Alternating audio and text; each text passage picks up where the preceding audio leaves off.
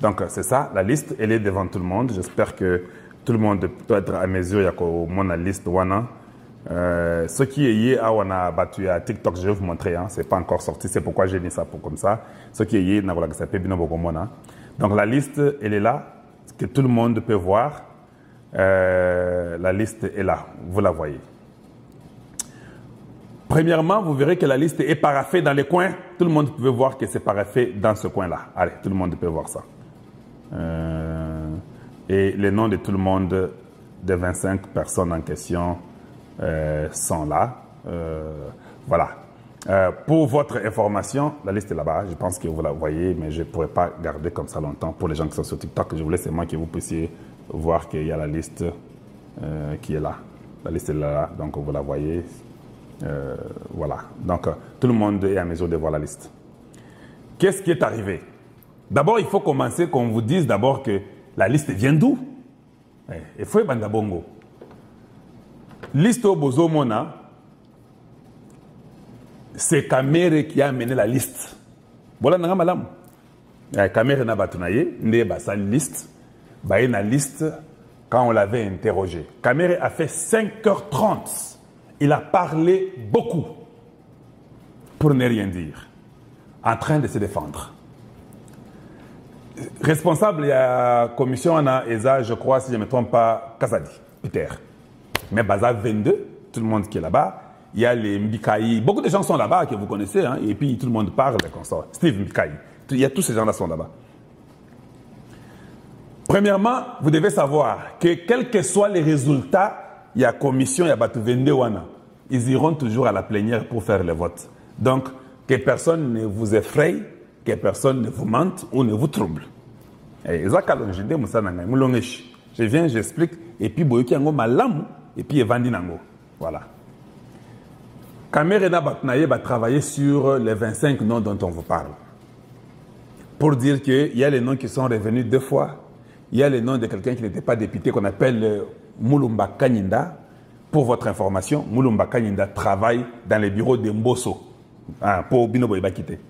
Il y a Moulumba Kanyinda. Et dans les bureaux de Mbosso, il y a eu un député qui avait été infiltré, qui est venu pour signer la pétition. Un vrai député. Il y a quand il y a Kamere, il y a UNC. Mais Tango a commis Kombo n'a été. A Tie Kombo, il y a Moutoua Moussala, il y a Papa Mbosso. Voilà Nanga Malam. Juste pour discréditer déjà la liste. Bon, ça ne va rien faire de toute façon. Mais quand il est venu, il a écrit, il n'a pas écrit son nom. Il a écrit le nom Yamoutou Mbosso. Mais il n'y a pas eu un député ou bien Moutoua Lukuta ou Existakate à signer liste Wana. Wana Bako Sabinote. Donc, ça déjà, plan Nabango, Bassi Bayeba qui a eu une pétition, ils ont déjà infiltré quelqu'un de leur qui est venu. Moutoua UNC a commis Kombo Yamoulou Mbakanyinda. Mais par après, la liste que vous voyez de 25 personnes, c'est la liste que Kamere a amenée à la commission. Et cette liste de la commission, il y a une liste qui est à la batoyo, Oyo Kombo d'ailleurs, député, et puis il est à la batoyo, Kombo Zonimi Balé, des choses comme ça. C'est Kamere qui a amené ça et son groupe. Ce qui me fait moi mal au cœur, pas même 24 heures, c'est Steve Wemby qui proclame la liste. La question que je me pose, Steve Wemby a eu la liste comment? Parce que la liste vient avec Kamere. C'est l'équipe de Kamere qui a amené la liste. Donc, je me rends compte que Kamere, ils sont en contact avec le M23. Parce que Steve Wemby, nous savons qu'il y a un M23.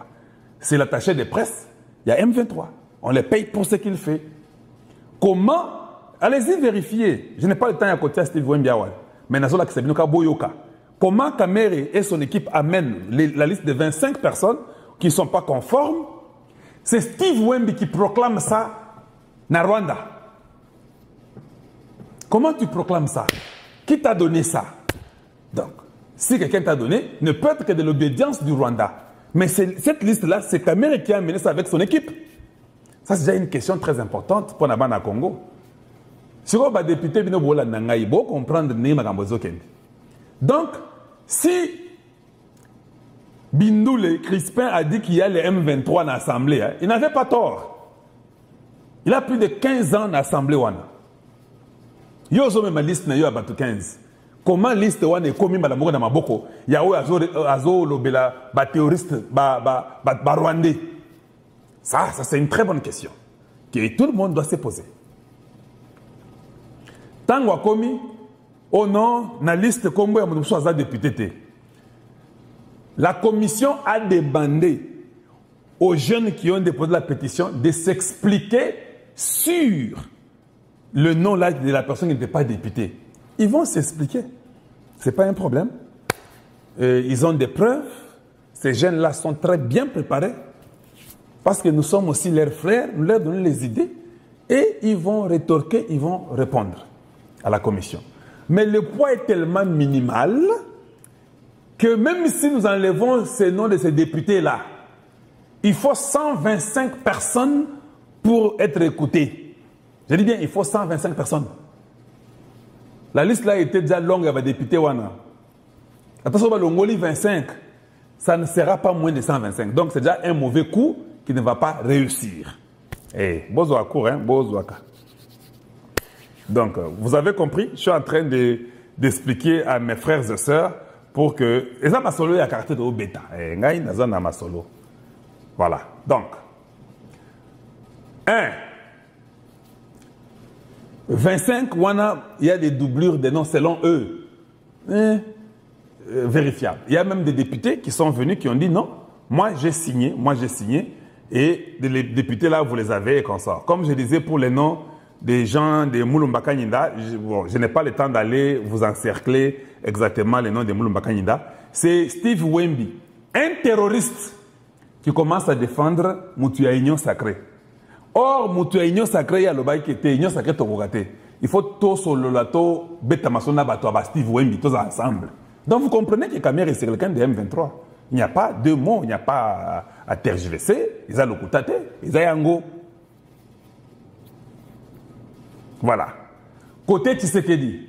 Tshisekedi a Kota Bor Wanate, Bako Sabinote. On a la confirmation qu'il y a Kota Borte, et puis il est passé à Longwe Pe Congo. Akoma Awakala Mingite.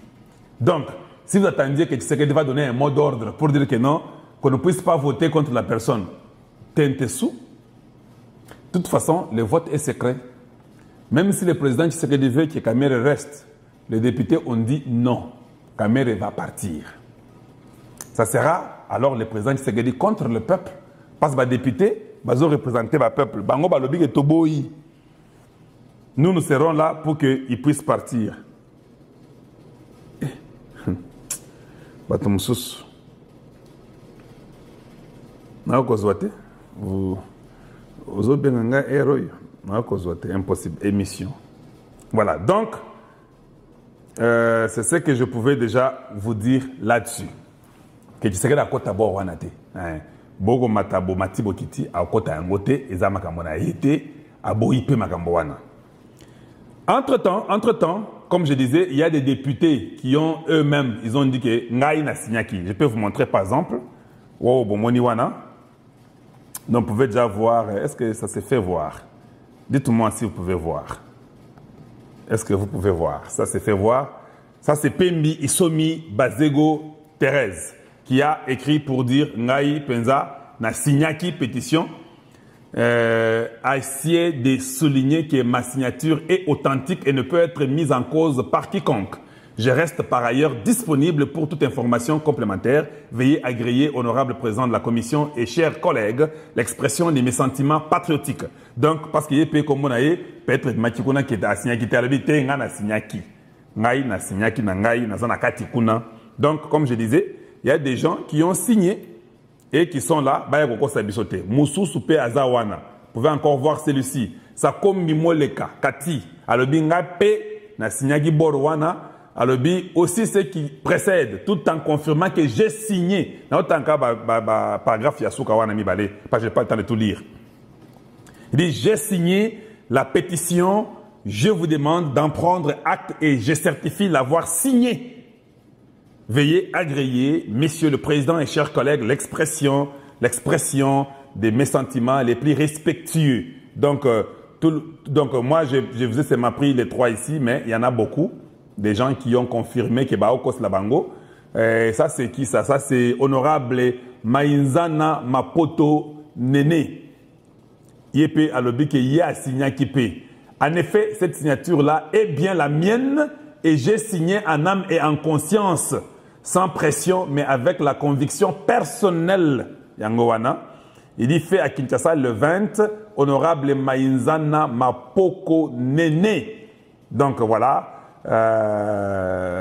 c'est fait et tout le monde, vous pouvez certainement voir les signatures de chacun. Donc il n'y a pas à venir ici, et les signatures sont fausses, ce n'est pas conforme. Et puis, voilà là où Bazo Mikangisa Bango Moko. Au Congo, c'est le seul pays, je dis bien, c'est le seul pays au Congo démocratique. Oyoto kenda kosala ba passeport, ba identité, mais kombo ba komakaka na ba faute na kati. Na okosate ngaza congolais. Il y a 4 penza ya sushi. Des fois, j'ai toujours les nerfs là, ça ne va pas. Et puis ce qui m'énerve, je vais ouvrir la parenthèse. Na Congo, tant aux autres qui kosala sa carte d'identité, attends aux autres qui pour un passeport, je ne sais pas n'importe quoi. Quand il y a une faute dans ces documents-là, on te redemande encore l'argent. Non, non, vous commencez à nous importuner. Ce qui faute dans le document, celui qui avait déjà payé ne peut plus repayer l'argent pour un autre document. La faute est administrative. C'est à l'administration de lui refaire ou lui redonner un autre document. On n'écrit jamais les choses correctement. Qui ne connaît pas le nom de Kalonji? Kalonji Ditung, Kalonji Mutambaï, Kalonji Wamulumba. Comment vous pouvez écrire mon nom avec les G comme de Gustave? Comment vous pouvez faire un truc comme ça? J'ai eu ces problèmes-là chaque fois. Je dis, mais c'est pas possible. Moi, Kalonji, ça ne s'écrit pas avec G. Kalonji, ça s'écrit avec J. Mais tu verras dans les bureaux, on met G. Et puis on me dit que ils ont problème, ils ont Et ce qui est étonnant, je peux prendre ces mêmes documents-là, j'amène à Western Union. Des fois, on me sert même, on me donne, on dit non, c'est toi. Namboko Nganavandi. Au G, na Sika ya J. Je vous dis, Ezayote. Kalongi, c'est différent de Kalonji. Et nous avons des bêtises comme ça au Congo. La place des U, vous mettez W. La place de ceci, vous mettez autre chose. Ce n'est pas possible. Tu peux avoir 14 documents du gouvernement congolais ou bien de l'administration congolaise. Tous les 14 documents ont ton nom différemment. C'est quoi ça? C'est une légèreté. Maintenant, Bango dans l'Assemblée, il dit que la signature est conforme, maintenant est conforme.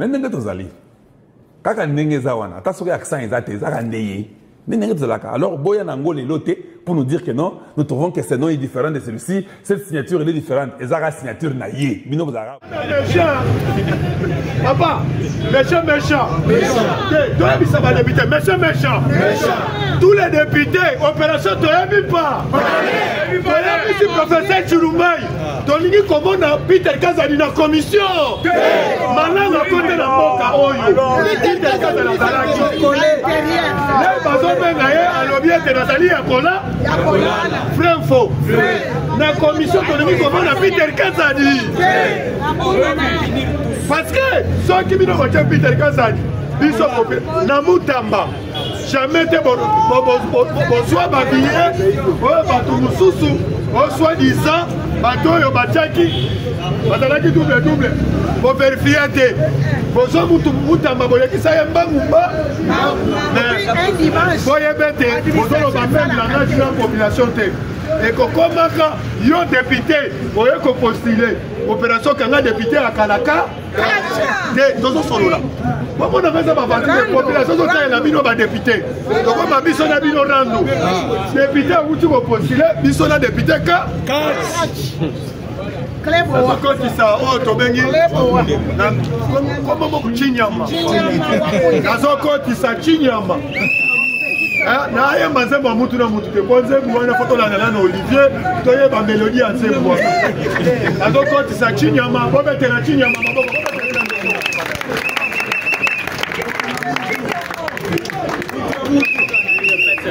Viva! Chers compagnons d'élite, avant de faire cette information, il y a un lobabo. Nous avons belé en compagnie. Chaque jour, de l'obaka midi, matin, soir. Est-ce que aussi pour mon membre, moi, il y a un R2, il y a CNS, avec le président qui félicitations à Moussala Bozosa. Mais comment ceux qui m'ont dit que je suis un peu de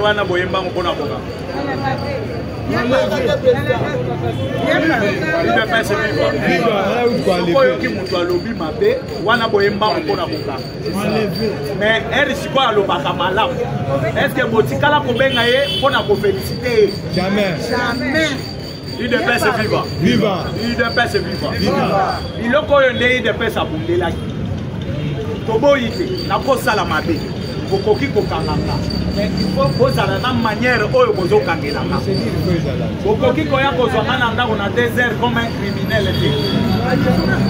Bokoki ko ya ko zwanga na ndako lokola pour éviter. Boye botikeli na papier na ndako. Monsieur Yaka. Olobi boye olobi. D'ailleurs, constitution na biso ya mboka na biso. Et lobi avant au kangamu. Il faut voir un motif pour les autres candidats. Donc, avant au Kenya, ces messieurs, il faut qu'on ait des Kamboubou. Qui ne peut se vivre. Et sur place, Pendengo Kangi, Azak capable de payer à Koye Bissot que c'est là dans le Canada. Et puis, famille n'a pas à la informer, place au Kangi. Les bilans Koye de paix s'abonder là. Mais aujourd'hui, on trouve UDPS au pouvoir, ces mêmes bêtises continuent. Et ça ne continue pas à côté, mais ça continue maintenant avec Batoyo Baboundela qui est le voilà. Bien parlé. UDPS vivant. UDPS vivant. Donc, c'est là un jour. Dans le Bible, il y a la Cilicie, Balani vidéo, Babenina, félicitations. Pour moi propre d'opération et amour. Il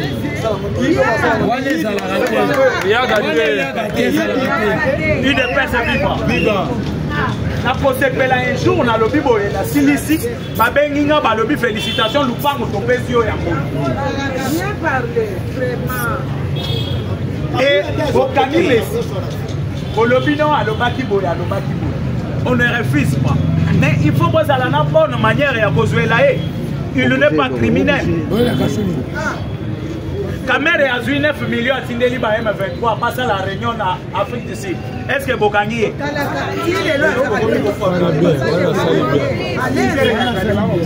UDPS vivant. UDPS vivant. Il y a des gens qui parlent de bêtises au nom de chef de l'État, même à la bataille. Est-ce que vous avez besoin déjà de temps à Kokanga Bango? Et c'est pour cela que nous allons Koloba. Les gens n'ont pas parlé.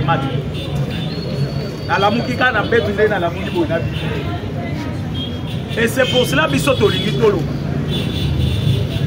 Oyo nyonso azali kocha musap bolimbisa na terme na lisoko ya nkoba. Aye ba bien que vous savez na ko sala. Bien passé. Parce que tout le monde a dit, vous avez la carte à Fomeka. Et tout ce qu'on fait ici, tout ça la Congo bénévolat. Et personne qui tout ça la Congo est à la Bolivie Moka. Et s'il s'agit de l'argent, il va y Batika.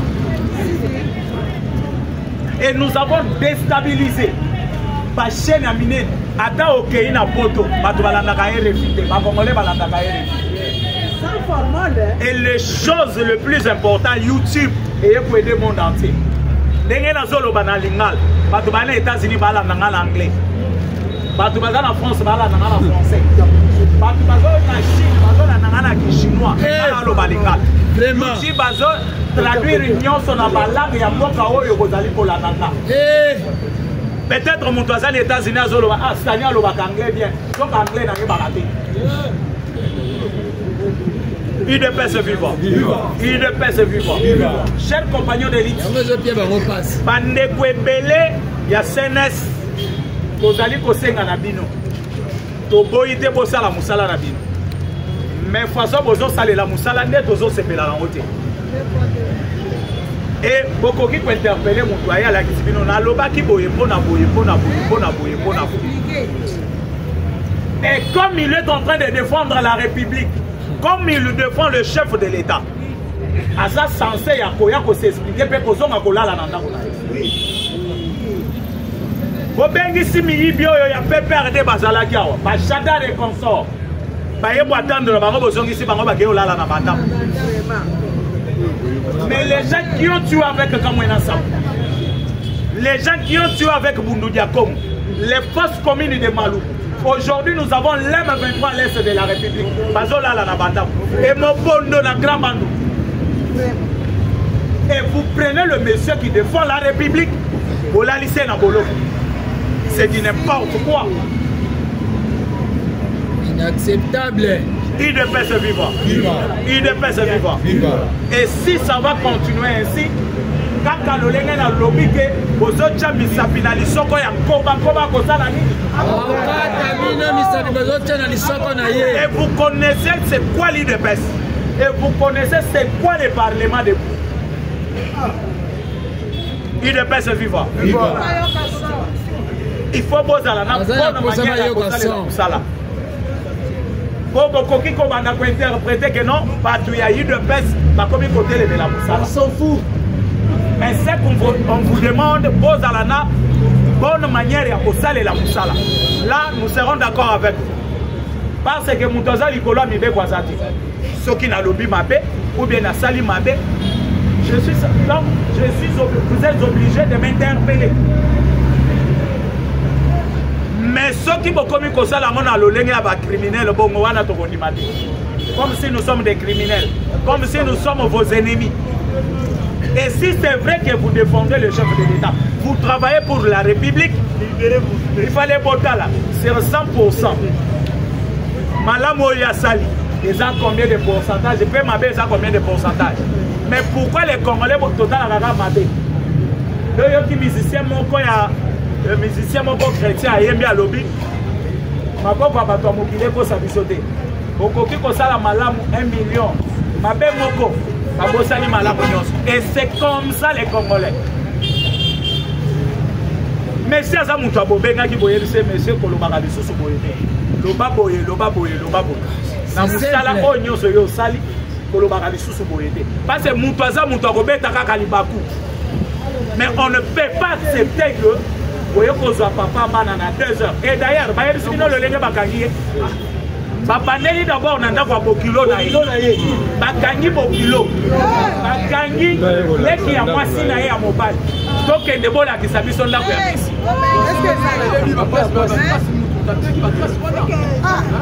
Comment bakoki kokende ko découvrir là pour bokilo. Ne pas si bokilo pena kobanga moni 30 personnes cagoulées. Bokilo bangi à 2 heures du matin. Dame mi bamoti na ndaba bisi. C'est la boîte de l'imba salé mabé. Il est pas vivant. Si on a besoin na bokake boko. Bo salé. Baena bokilo tina échanger. Te ba kitisi bokilo na semaine ki bino bozo na mutu komanda olukaye. Parce que bazu bokilo na njili baena etina lemba e pas Messi. Une fois bakangi Messi, te ba komi d'échanger. Bayebisi bokilo yo zonga boy zonga chang biso to gena Messi. UDPS vivant. Chers compagnons de lutte, chef de l'État. Parce que nayo kinde comment va uti koloba, nazo contredire yete, nazo boya pe maramba lobby à lobby au chef de l'État. Je vous dis que chef de l'État yebi marabo to loba. Vous connaissez Kaka, les jours où tu as ça la décence. La permanence il y a eu des baisses. Il était déjà 12 heures. Le chef de l'État Bengi Cheko. Vous voyez, que Kende na commerce n'a pas nous balobaka na commerce. Et puis ça va me passer les locaux balingi basala na te. Alanda kiangwa. Et j'ai quoi à Bibi Landa Pasuka Alinga ya boy. Non, il est déjà 12 heures basi basilisi. Kende pa oyo ya teti wana zalaka na ponga bi. Kende pa wana ya teti wana ya ponga bi. Kende pesa message kuna. Pas kende na permanence te. Pas vendre na kimia. Ce qui chef de l'État là na raté. A ebi ndeni ni ke 12 heures to sili déjà. Il venait que David a tête. Abenga ka Gilles impoli. Avant na David.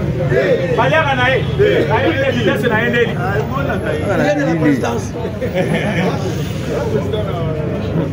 Ce message pareil, il ne faut pas le dire pour décourager les gens. Le chef de l'État est communauté. C'est faux et ragifaux. Le chef de l'État connaît tout ce qu'on fait. Il ne peut se vivre. La continue information. Les chefs d'amis. Il ne peut se vivre. Il ne peut se vivre. Ma député va signer pétition.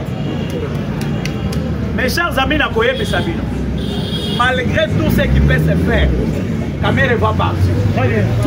Merci papa, merci. Merci. D'ailleurs, pour siéger, que ma député va siéger à la faute, il faut 120 signatures d'abord. Et maintenant, pour Kamere à l'homme, il faut 251 signatures. Dès Colombo, là, et pas c'est belé parce que ça la confusion.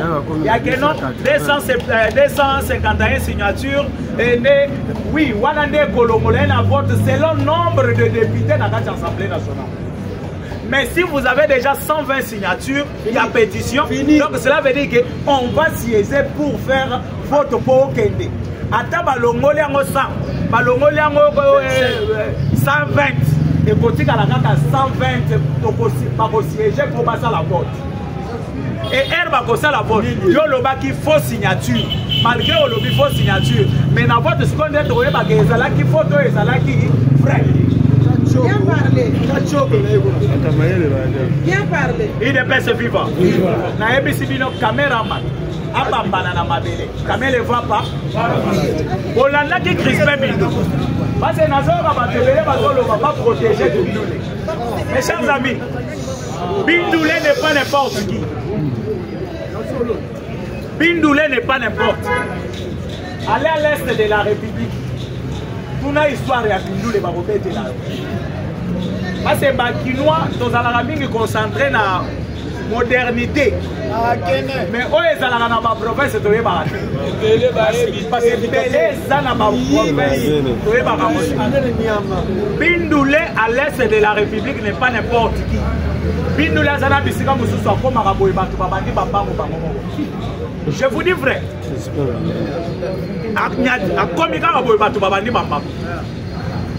Un jour, député Morazobete la mission maçonnerie. Abiba qui est à l'est. Là, M23 Bazalaki. Na se retrouver déjà dans 4 ya M23. M23 batikali na sima ba mususu liboso ba mususu. Ba moi déjà na 4. Batu Bazalaki na Bindoulé oya S ba mususu ba bandi ko suba na bilamba. Bindoulé tuni ba moi c'est quoi? C'est honorable, tout ça déjà dans 4 ya M23.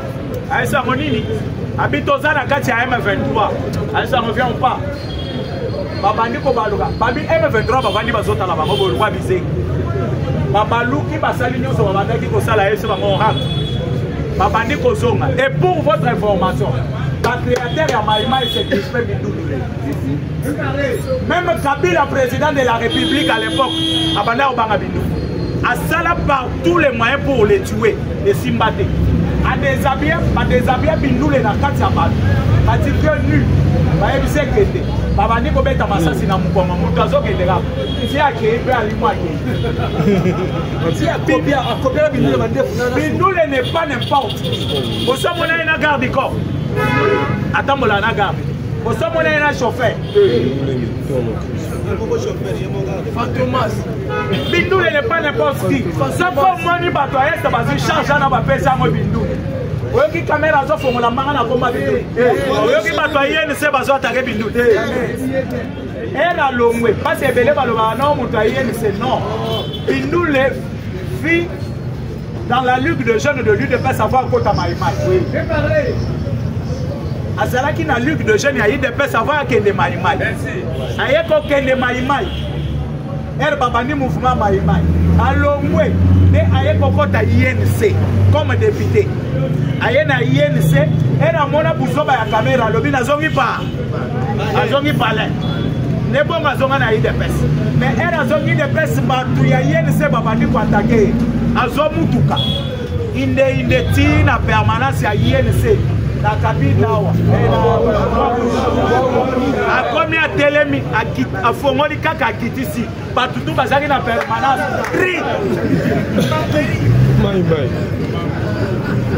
Aya pesi ba oyo bazala kana mbota bina yaki ko rendre bino visite. Mais bino bo banaki ko loba na TV na museka siko muntu bo lobela. Aye na muntu desima, aye ye moko. Est-ce que vous avez chance à revoir dans la montagne na bo? Ndeko. Tuna ba oba chance à bindu la vandi avandi ba so. Na lobia abengi caméra nani?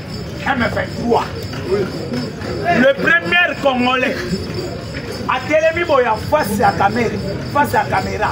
Caméra bazana. A lobby c'est un membre du M23. C'est Crispin Minou.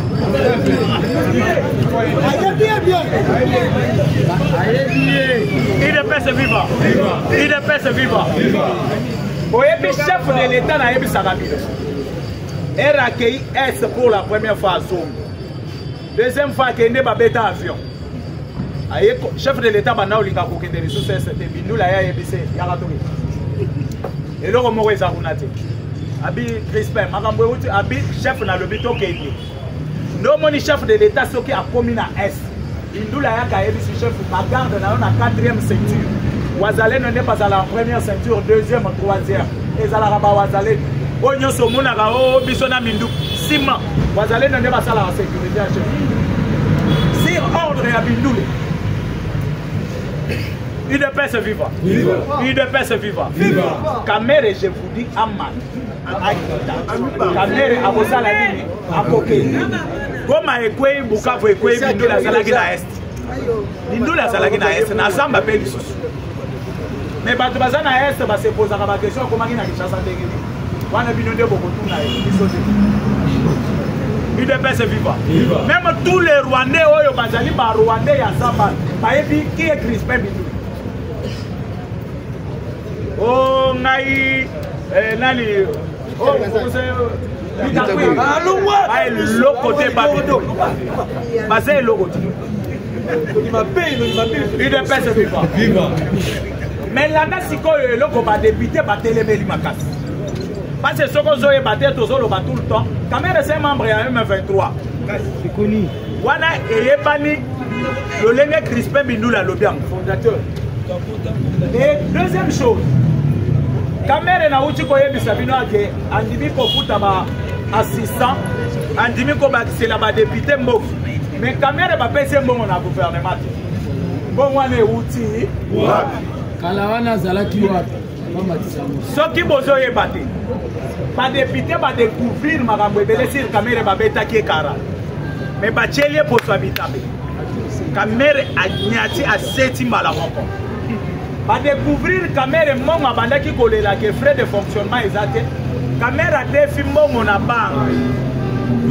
Na combo na yaye, l'Assemblée nationale de yaye autant de millions de dollars. Et maintenant frais de fonctionnement ce qui est bimé na banque a récupéré mbongwana. Selon convention na bangona Kamere.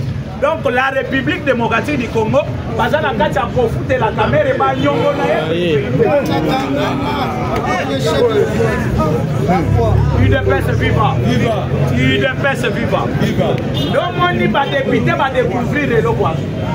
Baye consentir que Kamere azana compte moko parallèle. Boyo mbongo ezoya ya l'État et na compte wana. Azozo mbongo na nde uti ko financer. Soit-disant dialogue, il y a Tabombé qui 9 millions de dollars. Et où t'es pas vital là-bas? Natika. 9 millions. Oui, qui est dialogue Balinga qui va saler là, 9 millions. Et où t'es pas vital là-bas? Et maintenant, tout ça va dépider bataille. Babi Moutoy. Il faut le Tobi Misaï Sibolifa. Dominique Crispin Bindula télémé à lobby, on ne peut pas accepter que la personne de l'Assemblée nationale soit dirigée par un membre du M23. Bien parlé. Et Kamere a en France, dernier voyage en France. nayebisaka bino makila bakongole na mbongo bakongole bazozwa na ndenge mabe donc etroublaka bango mitu. Pourquoi? Kamere sait bien que Kamere c'est un intellectuel. Kamere c'est un grand politicien. Mais Kamere a gagné la France. A bosani que l'ambassade nyonso ya monde entier ezala na service de renseignement. L'ambassade nyonso ya monde entier ezala na service de renseignement ya mboka na bango bazawana. Kamere omoni autorité moko soko longa ozokende France. Déjà ba baza na l'aéroport. Malgré une mission connue par l'État congolais, est-ce que au Kosala Oyo, Yelito au Kosala Moussous? Dès que Kamere va retrouver que Kamere en France a une réunion à M23. Il est prêt à vivre. Balandele biloko d'agnon. 666. Dès que l'on est en France, Babeni que Kamere a 200. Mais ailleurs na Congo, Kamere est parti en Afrique du Sud. Les bisika bakendaki comment donc basali siège na bango ya M23 wapi en Afrique du Sud. Na bisika ces derniers temps le chef de l'État insiste. Bokei bo monter loko na mboka moko bo. Lui vient là pour détruire tout ce que vous avez fait. Parce que yo ki pa bololé ni twezo sala bien té que non, tu sais qu'il y a quelqu'un qui compte à la je veux vous dire quelque chose. Il y a même des journalistes. Excusez-moi les termes. Des journalistes bololés. Zengi.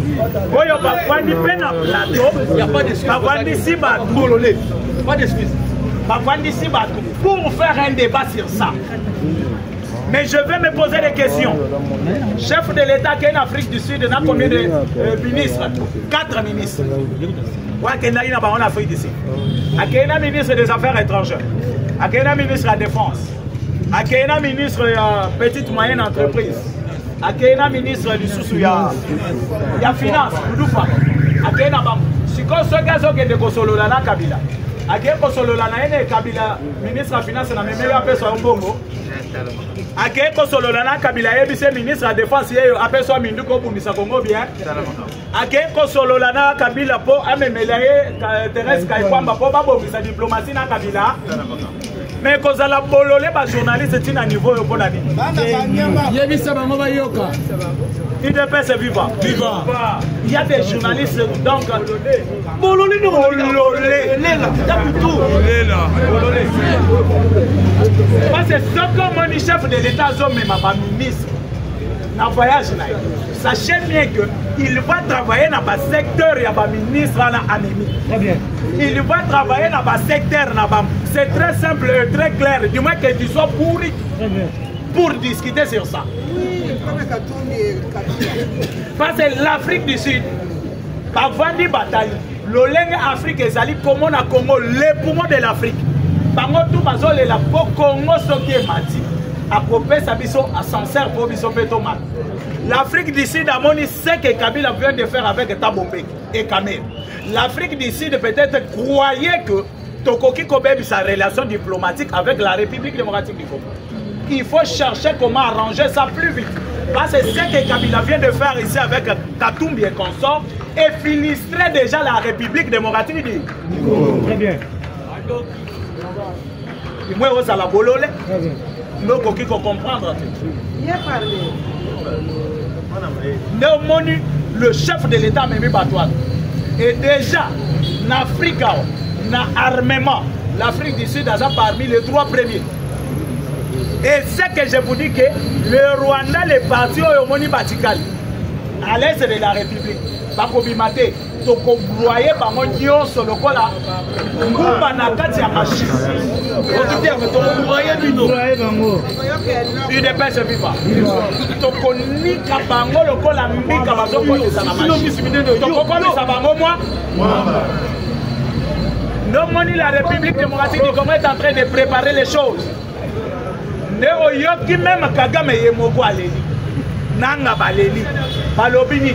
Nanga Lobiabi. Nado Watoyo Kanaki Boyete. C'est que tu sais que tu es en train de faire.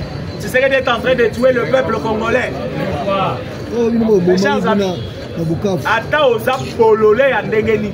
Loko Kiko Lobabi, Loko Balanga. Pololé. Nanga nous a dit ici. awa Tshisekedi azomeka soki tobandi vitesse ekozala ntina Kinshasa tokoyoka mote siko biso tozala besoin moto ayoka yo te banda nde toyoka yo ameki korenforce bafront suite na ye lobi bato nyonso bamonaki yango banyiki ye mwamba donc tozwi bamama ya base bapapa ya ba 80 ans tokotisi na machine tobandi kobroye bangwande UDPS viva UDPS viva chers compagnons d'élite l'Union européenne a piégeaki biso na makambo ya esi 4 pièges ya makasi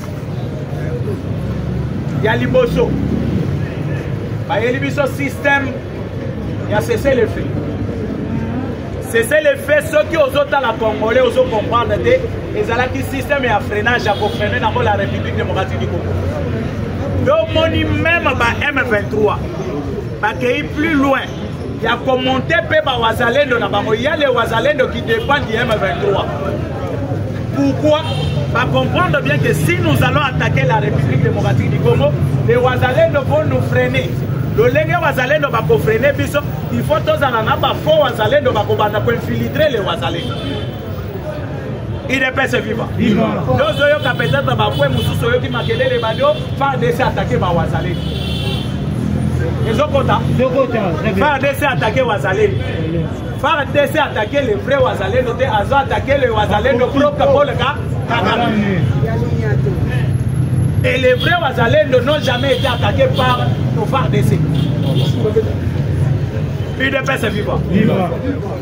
Dès au moins du piège on a battu biso ya cessé les faits. Et ça le col a battu balé bazo bunda.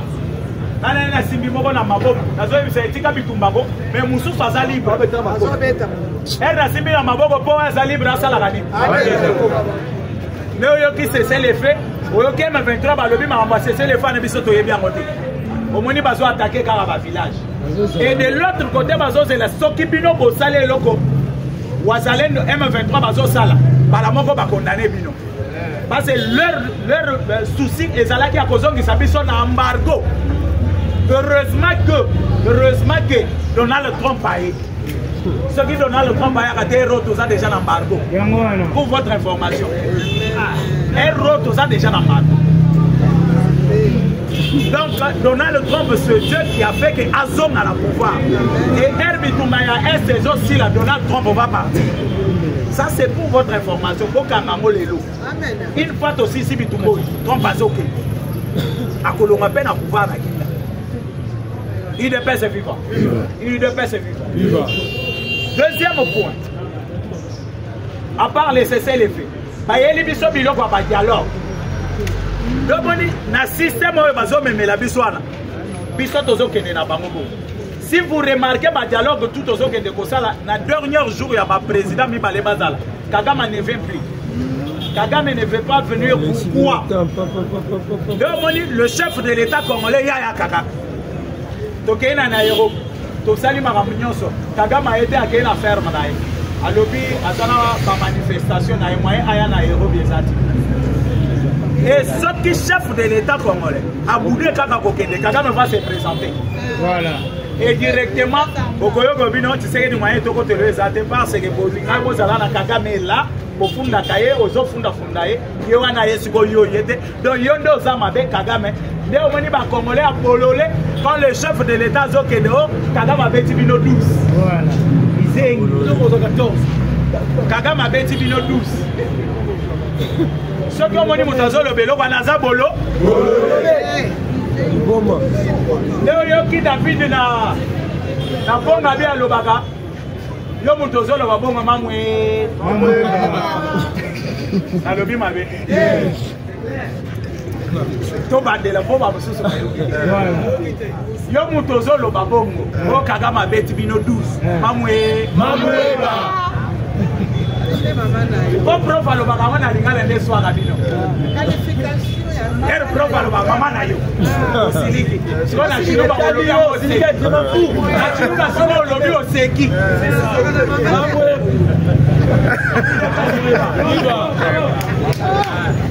na lobi boye soki oyoki moto azoloba Kagame abeti Tshisekedi 12 na mbola mamwe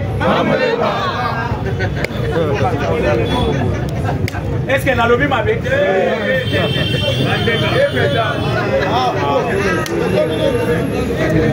UDPS vivant. Troisième point.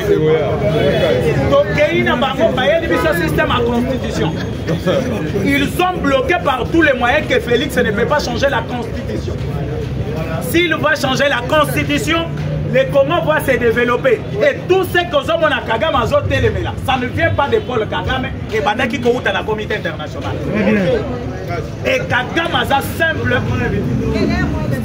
Donc, sous-traitance. Kagame a travaillé dans la sous-traitance. Mais pour la sous-traitance, c'est